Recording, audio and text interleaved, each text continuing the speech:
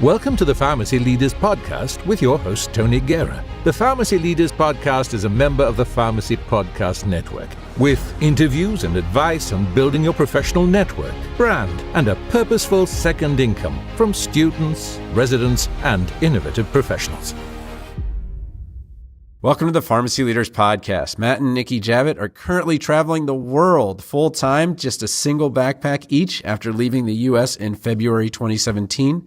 They've been to places like Machu Picchu, the Galapagos Islands, Taj Mahal, amazing cities like Hong Kong, Venice, Cape Town.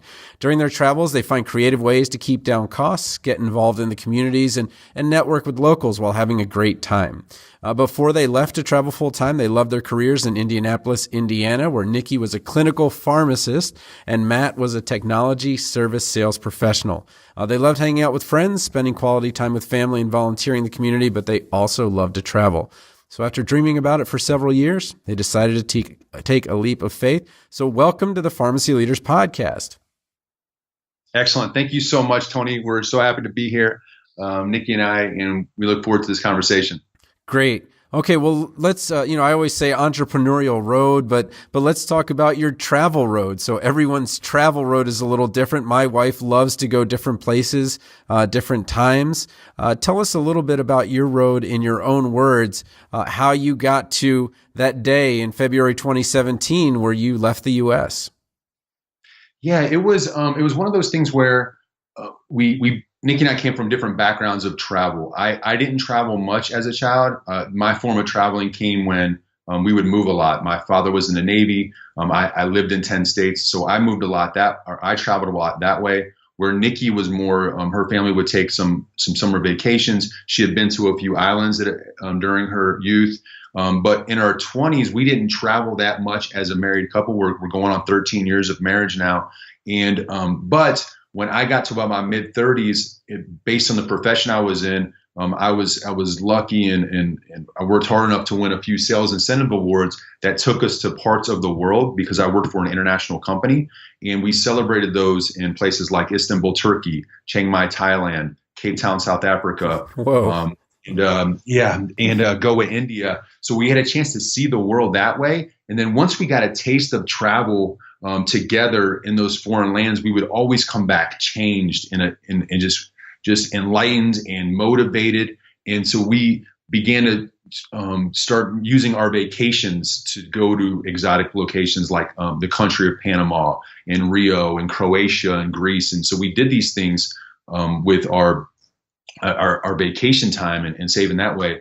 And then we continue to just dream of a time that we might be able to break away and pause our careers and spend 2 or 3 years on the road full time and just really get deeply involved in the travel process. Because we always felt when we came back after 10 or 12 days that there was just a little bit left that we wanted to do. And we were just hoping that we could experience it in a longer term travel way. And that's the planning begun.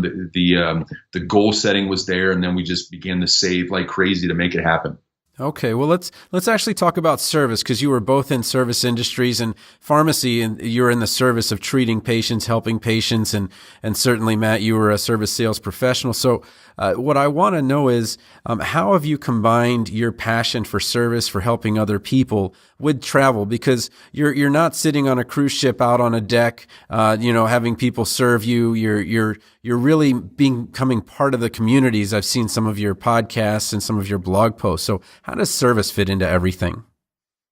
Yeah, so we've had an opportunity to mix it in as we travel. We've had all kinds of different accommodation types of living that we've completed now, but some of those are volunteer based, where we bring our skill set to the table, and we've helped. In this case, we've helped 4 different bed and breakfast type places, one in Chile, one in Ecuador, a month in Greece, and a month in South Africa. So we volunteer our services there, and they've given us housing, and it gave us a chance to really get deeply involved with the local community.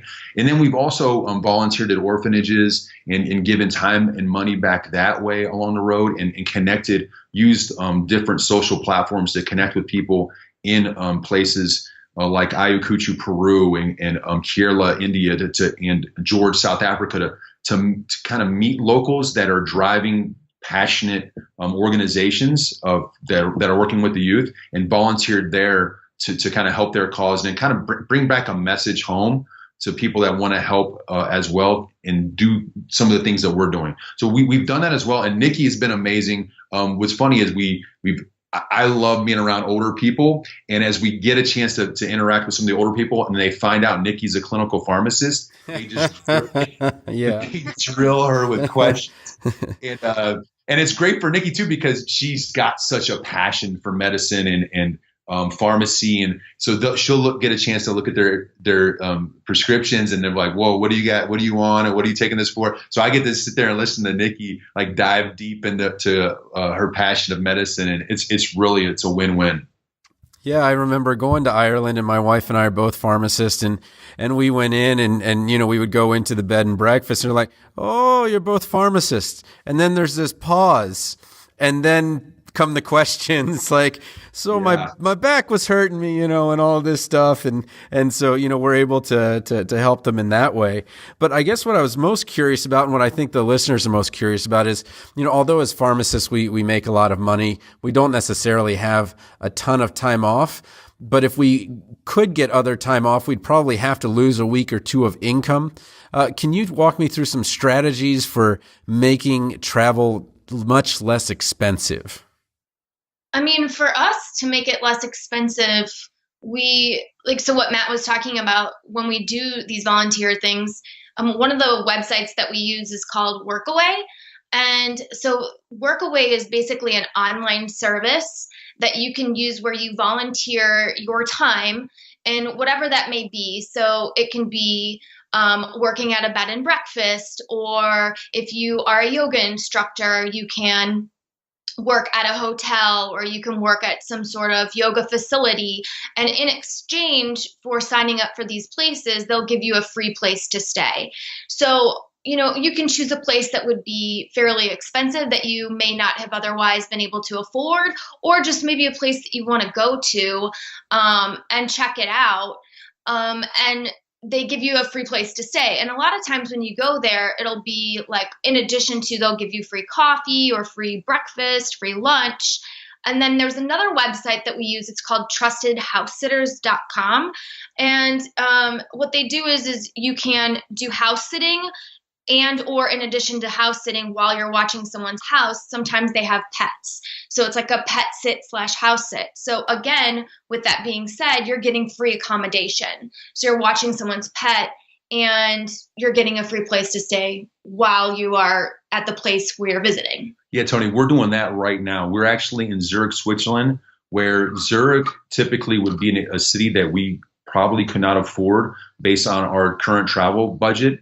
But we landed this pet sit. We're watching 2 cats that are amazing, low maintenance cats. And we are in the best accommodation that we've been on in this 1.5-year travel so far, because we actually have space. Nikki and I typically, we share very close quarters, whether we're sharing an Airbnb with a host or in our own accommodations, just trying to make our budget last as long as possible. But we're in a 2-bedroom, beautiful kitchen, large living space, great Wi-Fi, and just a gorgeous little town in Switzerland. And this is free because through this website, we're watching these cats. The couple that were watching the cats wanted to go on vacation. And just like Nikki and I used to do, we would go on vacation. We'd pay somebody to watch our dogs in the past, and we'd pay them a good amount of money because we loved our pets so much. That's the same case here. These guys want to go on vacation, and so we're watching their cats and watching their house while they're away. So it's a great way to keep your travel budget down as we do this. This is our first one of these, and we're excited to do hopefully a lot more of this as we continue to travel.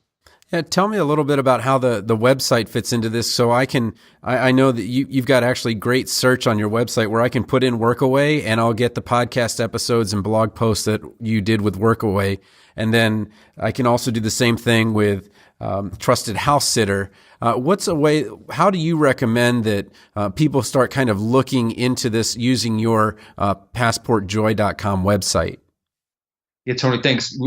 That's our hope through Passport Joy is to be able to give, more of the professional crowd, folks that maybe have dreams of long-term travel like we did, or they just want to make the best use of their time when they travel. So we're trying to give back in that way by posting blog posts and our podcast, just talking about these things. We haven't talked about trusted house sitters yet because, like I said, this is our first one. But we've already had people reaching out like, Matt, when are you guys going to talk about this? Because we really want to learn more about it. So we'll probably have an episode coming up soon that talks about trusted house sitters. But to your point, we've talked about Workaway in depth. We've mentioned it on several different podcast episodes. We've mentioned on our blog posts often because it's something that we've taken advantage of. We think others can take advantage of. And it's one of those things that if it's something that you're kind of interested in, you think, wow, I can leverage that. The sooner you do it, the better, because if you're in the States and you live in, let's say, San Diego, and this sounds like something you want to do,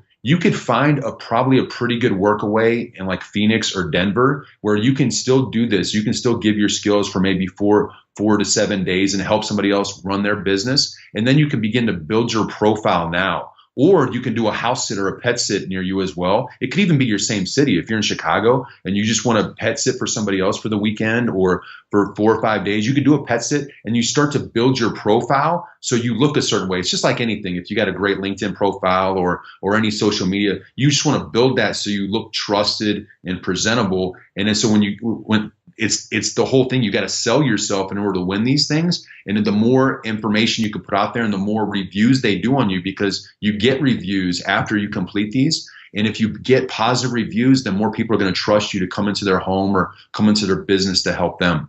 Cool. All right. Well, let's actually take it to the relationship. My wife and I, went to Ireland for 10 days, but we went with a couple. I keep hearing on the podcast that you tend to meet up with people. But I also hear that traveling together is one of the most stressful things that you can do. Fatigue's there sometimes. One person wants to do one thing, one wants to do another. How do you keep things going on these much longer trips where you don't really have the safety net that we maybe have in the U.S. of, friends and family all the time? How have you guys kept it together for so long, so well? Yeah, it's been a process, to be honest with you, a year and a half into it. And we're lucky, right? Because we've been married for 13 years. And so we've worked through, we know each other really well, if that makes sense. Yeah, I'm at 11 years. So yeah. Yeah. And traveling is for anybody can be the most stressful time, even though you're trying to have the most fun because you're trying to compact all these things and you want to do kind of different things. And you both are trying to get the best experience out of it. But it can be stressful on you. And then when you're talking about flight changes and crazy forms of transportation, like when we were like, if you're like in places like India and you're on scooters or you're in that's awesome. Whatever, it really can stress you out. So you're putting your relationship at the highest potential stress level. And so luckily we test run that by going on vacations prior to. And then when we came into the full-time travel thing, there was a learning process for both of us being on top of each other 24/7, even married 13 years and being together as long as we have. We've never spent this much time together. So that just understanding like, okay, we still need to create our own space. So I'll go on workouts, Nikki will go on walks, or we get deeply involved in books that we're on, or we'll just have days where she's doing Netflix and I'm watching a movie on my laptop. Just things like that where you create your own space within the environment that we have. But at the same time, Tony, it's been a blast where we get to experience all these things together. I mean, walking up Machu Picchu together and walking through Taj Mahal, like doing all these amazing things and be able to share that together is something that nobody can ever take away, So even though we've had arguments, a lot of the time it's over food. I can see that. Yeah, it's even the most stressful times. We understand how lucky and blessed we are to be able to live the life that we're doing right now. So at the end of the day, we're just like, okay, this is amazing, and we can kind of get through whatever challenge we have in front of us. Okay, well, let's actually take take advantage of your planning and the way that you set up a trip. So, we set up a trip maybe once a year, twice a year. You're setting up trips, multiple trips in a year. You have to have come to some kind of algorithm or some kind of best practices. How do you set up a week, or like right now you're at 3 weeks? How did you set up what you're going to do to make the best of the opportunity that you have right now in Switzerland? I think we share the duties. So Matt always he does all the flights. He's just really good at that, and I know that he is, so I don't even try to dabble in it. And then we work off of Google Documents. So it's like a shared document that we can both see. And we kind of create somewhat of a sort of wish list, like a high level sort of document of where we want to go, and sort of like during what specific time period when we want to go, and then sort of just fill that in. And then I look at Airbnbs. If I find something that I like, I'll share the link with him on that document. He'll check it out. If he doesn't like it, he'll take it off. And then we just kind of go from there, fill it out. And so it kind of just works. It's like a snowball effect, I guess. I look at accommodations, and if he looks at it and likes it, then he goes ahead and books it.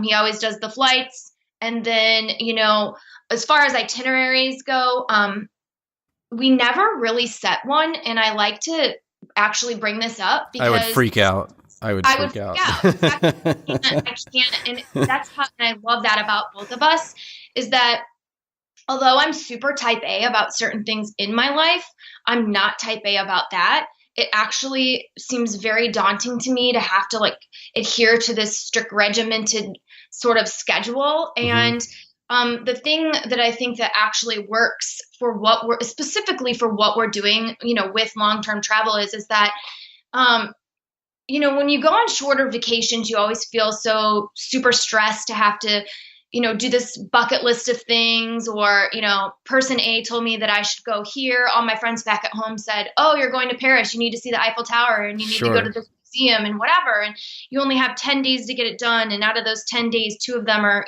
filled with travel. And so we do definitely have the luxury of being able to kind of slow travel or not really have to adhere to any sort of set schedule. And so what I like that we do is that, yeah, there's high level things, or, you're going to Cusco, so you have to go see Machu Picchu. But with that being said, it's kind of like, that's it. So we really tailor our, if you want to call it a schedule, basically just to what we know we like to do. So I'm not a museum person, so I'm not even going to suggest going to a museum. But if Matt says, hey, there's this painting that I want to go see, okay, cool, sure. I have a couple hours, I'll go see it. But with that being said, there's really never an itinerary. I may suggest on our shared Google document, hey, I saw this cool park, I really want to go see it.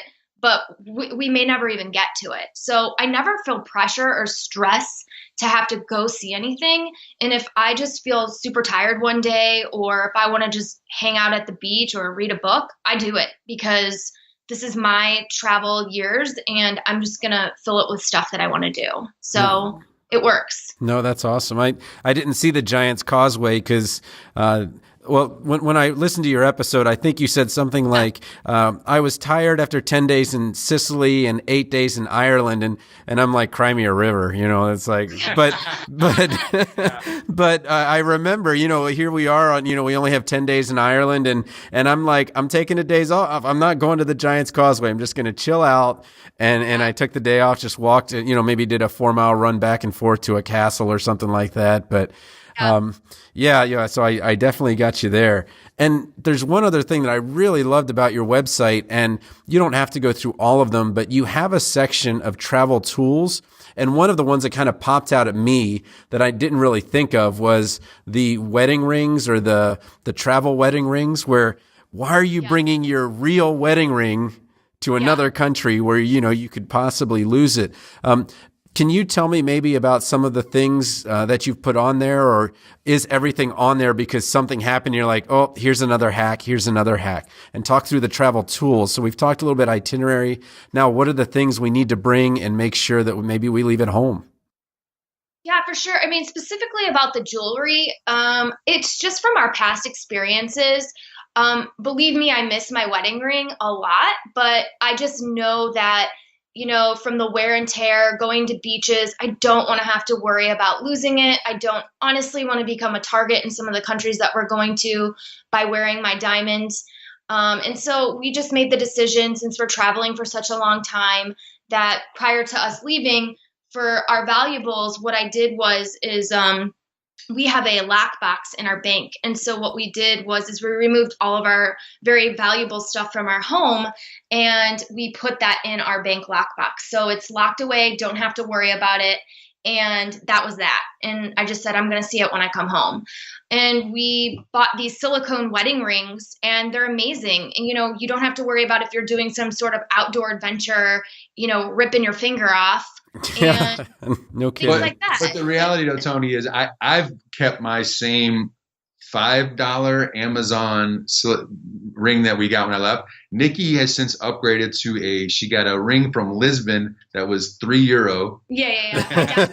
at a flea market. She got sick of she's like, this is not cute. I'm so over this. I got to hear this. So we were about 4 months into the travel, and we were at a little flea market thing in Lisbon, Portugal, which is just an amazing city. I'm so glad it's from there. But she found it. She goes, I think this should be my wedding ring. It looked more feminine to me. It looked more feminine. Yes, she's kept that since. And then she got when we were in a wedding in Hyderabad, India. Nikki was actually in the wedding. And in India, the women wear rings on their fingers or on their toes, on their second toe. Okay. That's how they signal that they're married.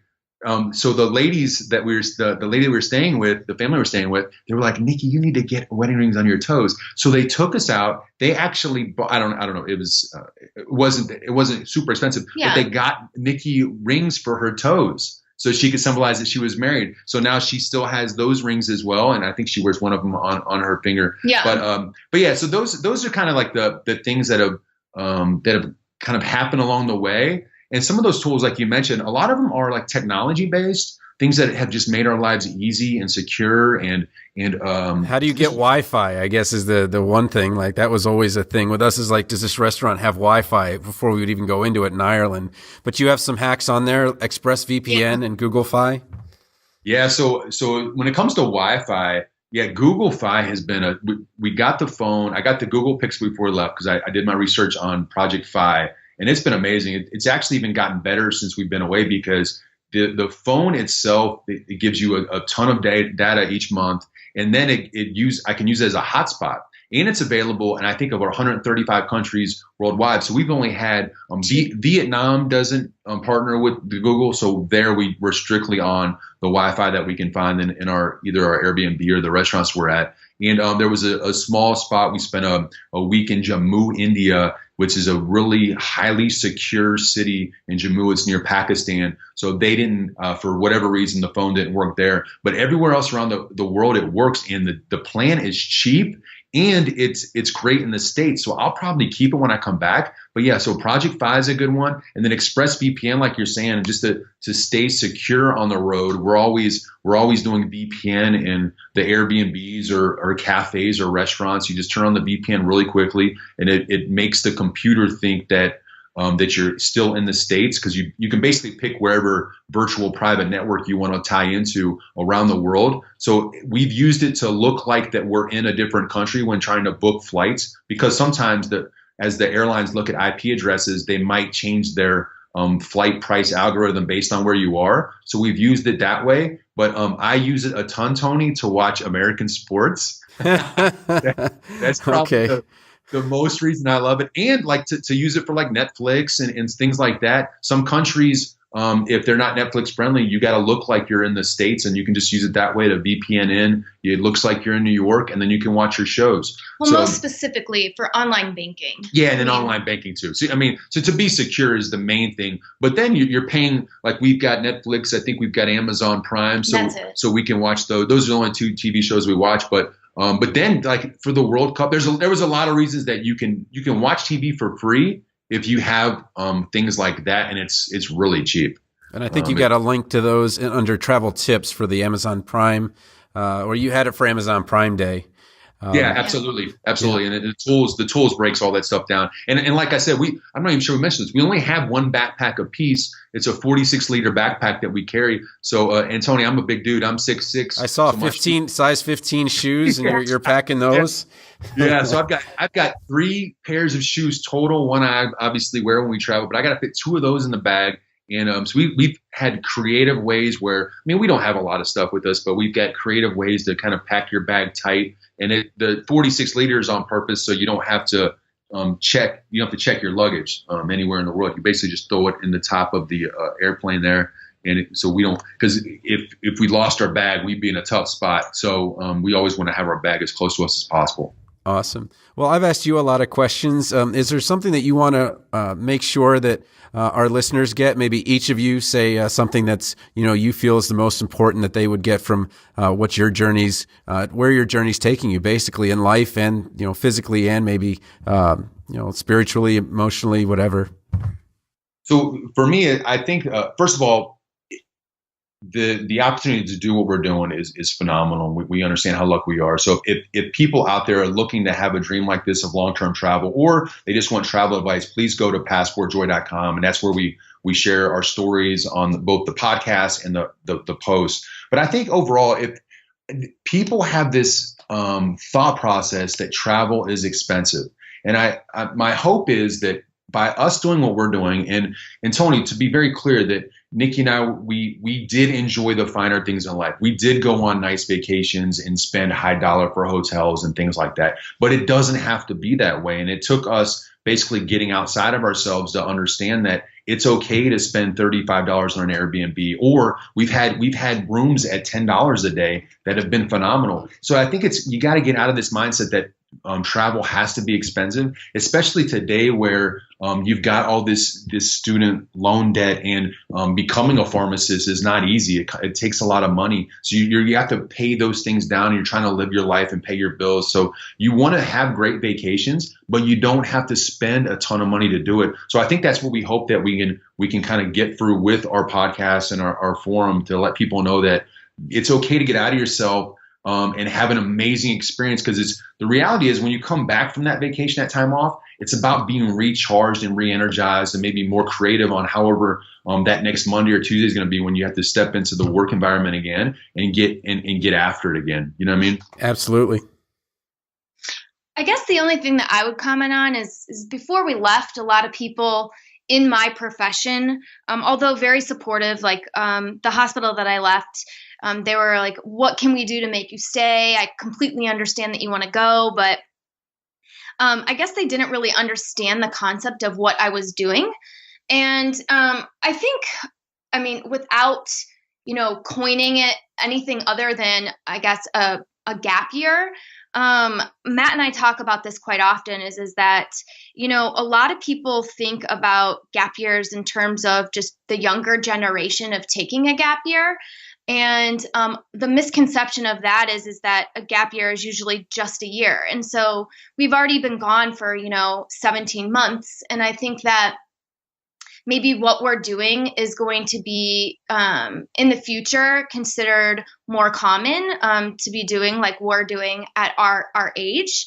I'm in my mid 30s, Matt's in his early 40s. And I think you can gain a lot of interesting things, both spiritually, professionally, out of what we're doing. And I don't know, I just wanted to throw that out there for food for thought type thing. No, yeah. Your ages are actually the same as my wife and I. So, I'm in my 40s, she's in her 30s. And you both went to pharmacy schools with bulldogs, so. This is kind of going back to Tim Ferriss. And he talked about those early retirements and the 4-hour work week, and that, waiting till your 401k hits that 2 million mark at 62 and a half years old or whatever is just, it's just not the way to enjoy life. But it sounds like you've gotten so much in your relationship has gotten stronger. You've gone through many things. Before we leave, what was maybe the biggest challenge that you guys had, that maybe somebody who's right now looking out the drive-through window, looking and wondering if that BMW that's in the parking lot was worth it, the $165,000 in debt. What challenge have you gone through that maybe they could get some inspiration from? For me personally, are you asking like before? Okay. For me personally, it was the biggest challenge before I left was everything that I had worked, or what I had thought I worked so hard for. I had gotten an undergraduate degree, taken a year off to figure out what I thought was what I wanted to do for the rest of my life, was to be a pharmacist. So then I went back to school for 5 more years and then got my degree. And then I worked for a significant amount of time.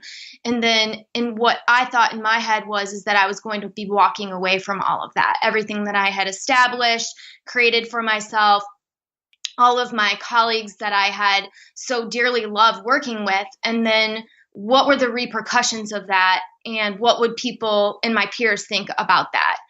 I wasn't worried about my family because I knew that they would support me, and, they knew that that was the best fit for me. Eventually they knew that it was going to happen. They may not have thought that it was going to happen then, but that was the biggest challenge for me, is, I guess, walking away from everything that I had created and that I worked so hard for. And in the end, when I really, had the deep conversations with myself and with Matt, it was all about like, well, what really defines you is you, like, is being a pharmacist who you really are? And I mean, the answer to that is no. I mean, of course I love helping people, and of course I loved what I did for a living, but I needed to figure out like what ignited my soul. And that wasn't it at the time. It was, travel was my passion, and I had the opportunity to do that with my husband, and like, who could not say yes to that?